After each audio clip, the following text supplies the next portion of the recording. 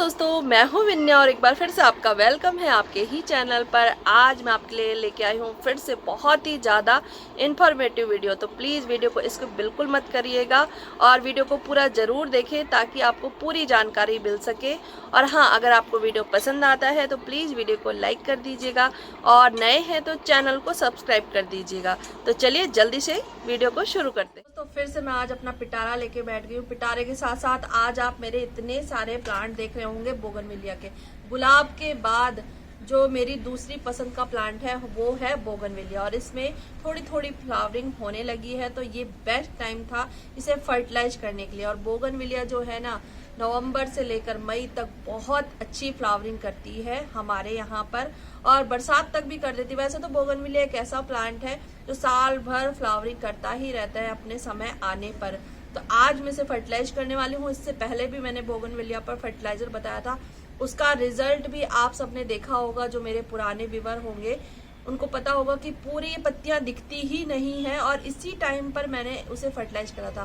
Bougainvillea के plant को बहुत ज्यादा फर्टिलाइज करने की जरूरत नहीं होती है, लेकिन जब आपको लगे ना, देखिए इसमें ये आने लगे हैं थोड़े थोड़े ये फ्लावर, इसकी पत्तियों को ही हम फ्लावर कहते हैं। तो इसका कलर ये देखिए बहुत ही प्यारे प्यारे आने लगे हैं। तो ये बेस्ट टाइम है इसे फर्टिलाइज करने के लिए, ताकि आगे आने वाले टाइम पर इसमें बम्पर फ्लावरिंग हो। तो मेरे यहाँ बहुत अच्छी तरीके से फ्लावरिंग करते हैं, तो वही चीजें मैं आपके साथ शेयर करने वाली हूँ। तो प्लीज वीडियो को पूरा जरूर देखेगा। आधी अधूरी जानकारी से फिर फ्लावर नहीं आते, फिर आप सब लोग कमेंट में लिखते हैं कि हमारे फ्लावर तो आ ही नहीं रहे हैं, जो आपने बताया उससे भी नहीं आ रहे हैं। तो आप वीडियो को पूरा नहीं देखते हैं तभी ऐसा होता है। तो ये जो मेरे प्लांट है ना, कम से कम 4 साल पुराने प्लांट हैं, और मैंने बड़े पॉट में लगाया था तभी अभी तक अच्छे से चल रहे हैं, और हर साल फ्लावरिंग भी बहुत अच्छे तरीके से करते हैं। और अक्सर ऐसा होता है कि हम सब कुछ खाद वगैरह भी डालते हैं, फिर भी हमारे प्लांट पर फ्लावरिंग नहीं होती। उसका एक कारण ये भी होता है कि आपके प्लांट की रूट बाउंड हो चुकी होती है और उसमें सारा न्यूट्रिशंस जाता ही नहीं है। तब वो चाहे आप खाद भी डाल देंगे ना तो भी वो फ्लावरिंग नहीं करेगा। तो ये मेरे प्लांट पुराने, अब इनकी थोड़ी थोड़ी रूट बाउंड होने लग गई है।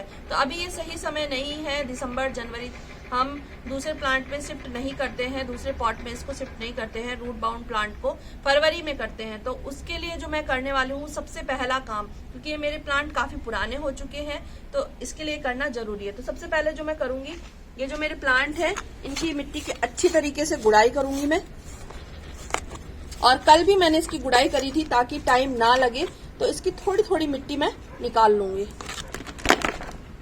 सभी प्लांट की मुझे निकालनी है थोड़ी थोड़ी मिट्टी, और आप चाहें तो निकाल सकते हैं अगर निकल जाए। बहुत ज्यादा अगर रूट्स इसमें बाउंड हो चुकी होंगी तो मिट्टी निकलती भी नहीं है। तो इसकी तो अभी इतनी नहीं है, थोड़ी थोड़ी मिट्टी मुझे खाली करनी है इसकी। और मैंने सुबह पानी दे दिया तो इसकी मिट्टी थोड़ी गीली हो गई है। तो देखिए कम से कम ये देखिए इतनी गहराई तक, ये देखिए इतनी मिट्टी मुझे खाली कर लेनी है। तो सभी प्लांट्स की मैं कर लेती हूँ फटाफट से। तो फ्लावरिंग चाहिए तो मेहनत तो करनी ही पड़ती है थोड़ी बहुत, और तभी आपको अच्छे फ्लावर देखने को मिलते हैं। और बोगनविलिया की इतनी सारी वैरायटी है, इतने सारे कलर हैं, तो बहुत ही कलरफुल बना देता है आपके गार्डन को। और मेरे ज्यादातर फोकस इन्हीं प्लांट पर रहता है, जैसे गुलाब हो गया, बोगनविलिया हो गया, जो हमेशा परमानेंट हमारे गार्डन में बने रहते हैं।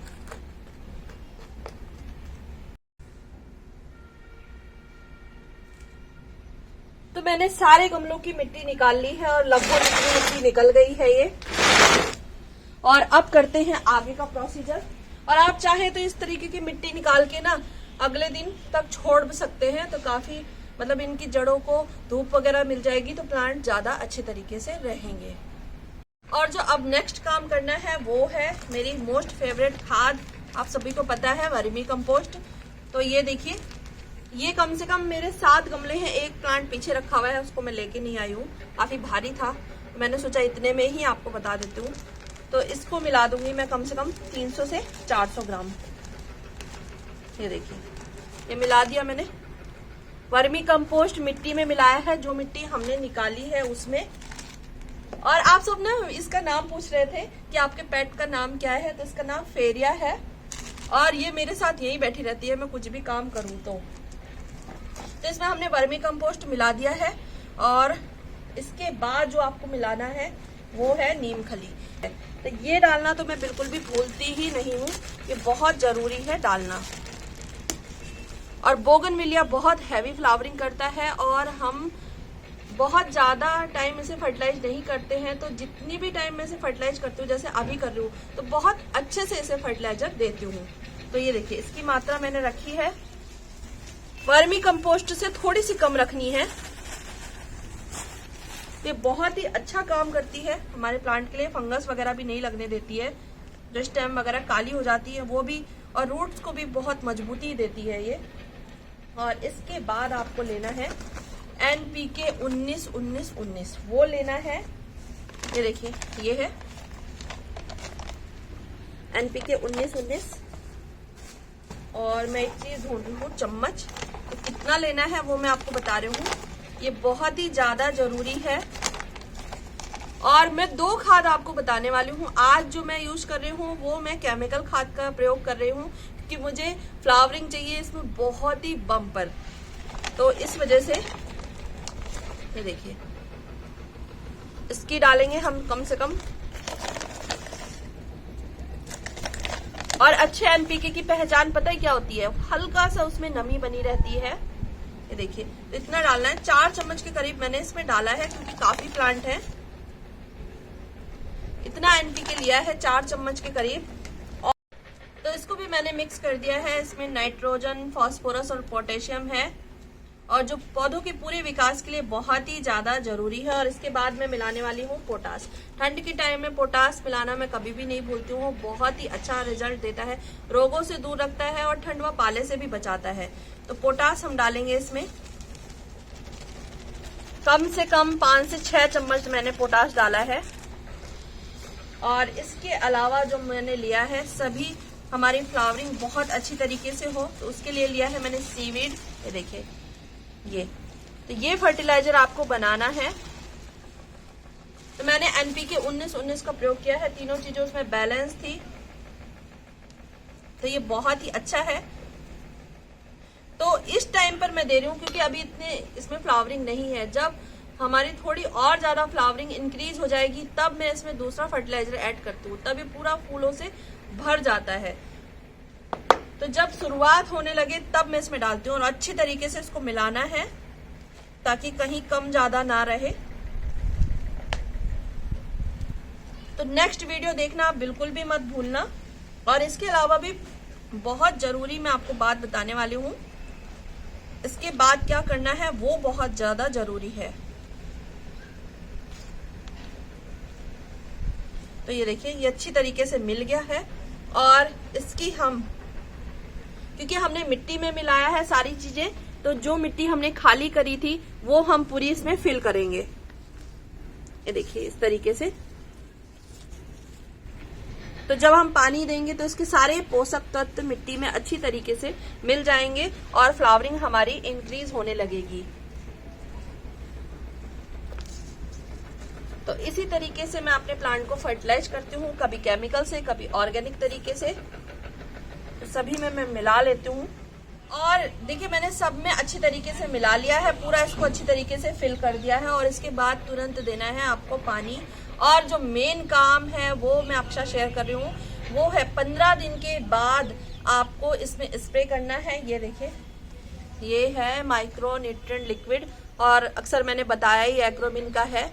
तो 1 लीटर पानी में आपको इसकी 1/4 चम्मच डालकर अच्छे से मिलाकर इसमें स्प्रे करना है, ताकि इनको ऊपर से भी पोषण मिले, नीचे से हमने पोषित कर ही दिया है। तो इस तरीके से आपको फर्टिलाइज करना है। और बोगनविलिया के प्लांट को बहुत ज़्यादा फर्टिलाइज करने की जरूरत नहीं है। तो मैंने 3 से 4 महीने पहले फर्टिलाइज किया था इसे, तब ये रिजल्ट अच्छा मिलने लगा है, इसमें फ्लावर आने स्टार्ट हो गए हैं। तो इस टाइम पे इसे फीड करना बहुत ज़्यादा जरूरी था, तो मैंने अब कर दिया है। तो आप केवल साल में 3 से 4 बार ही फर्टिलाइज करें तो भी ये बहुत अच्छी फ्लावरिंग करता है, लेकिन सही समय पर इसे फर्टिलाइज करना बहुत ज़्यादा जरूरी है। सब कहते हैं कि आपके फ्लावर तो इतने अच्छे आ जाते हैं, हमारे नहीं आते। तो मैं हमेशा ध्यान रखती हूँ कि किस टाइम हमें कब फर्टिलाइज करना है। तो इस तरीके से फर्टिलाइजर देना है। और हाँ, और आप सोच रहे होंगे कि इनकी शेप अच्छी नहीं आ रही है। तो अगर मैंने इस टाइम इनकी प्रूनिंग कर दी तो ये इनकी जो ये स्टेम है ना, इनमें डाईबैक की समस्या हो जाएगी और इनमें फंगस लग जाएगा, क्योंकि हमारे यहाँ पे बहुत ज़्यादा ठंड पड़ रही है और दिसंबर, जनवरी और मिड फरवरी तक बहुत ज़्यादा ठंड रहेगी। तो इस टाइम पर मैं बिल्कुल भी इन्हें डिस्टर्ब नहीं करती हूँ, इसी तरीके से फर्टिलाइज कर देती हूँ ताकि इन्हें कोई प्रॉब्लम ना हो, ज़्यादा स्ट्रेस में ना जाए। और 15 फरवरी के बाद मैं इसकी अच्छी तरीके से इनकी ट्रिमिंग करती हूँ, इनको शेप देती हूँ, तब ये बहुत अच्छी तरीके से चलते हैं। बोगनविलिया के प्लांट में अगर अच्छी फ्लावरिंग चाहते हैं ना, तो फर्टिलाइजर के साथ साथ इसकी केयर भी बहुत ज़्यादा ज़रूरी है। तो ये वार्म टेम्परेचर में बहुत अच्छी तरीके से फ्लावरिंग करते हैं। तो इसके लिए आपको रखना है इसे फुल सनलाइट में, थोड़ी सी भी छाया में रखेंगे तो पत्तियां ग्रीन होती रहेंगी, प्लांट हरा रहेगा, इस तरीके की फ्लावरिंग स्टार्ट नहीं होगी।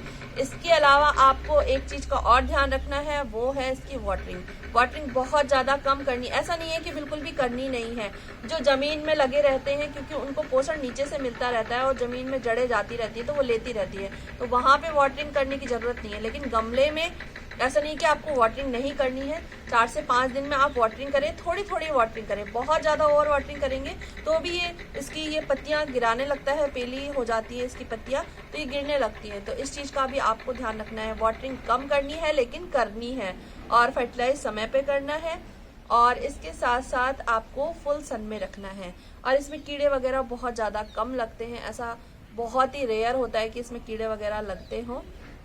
तो इस तरीके से आपको केयर करनी है। तो मैंने तो अपना काम निपटा लिया, तो मैं सारे गार्डनिंग के काम इसी तरीके से करती रहती हूँ और आपके साथ शेयर करती रहती हूँ, ताकि आपके भी जो प्लांट है वो बहुत अच्छे तरीके से फ्लावरिंग करते रहें।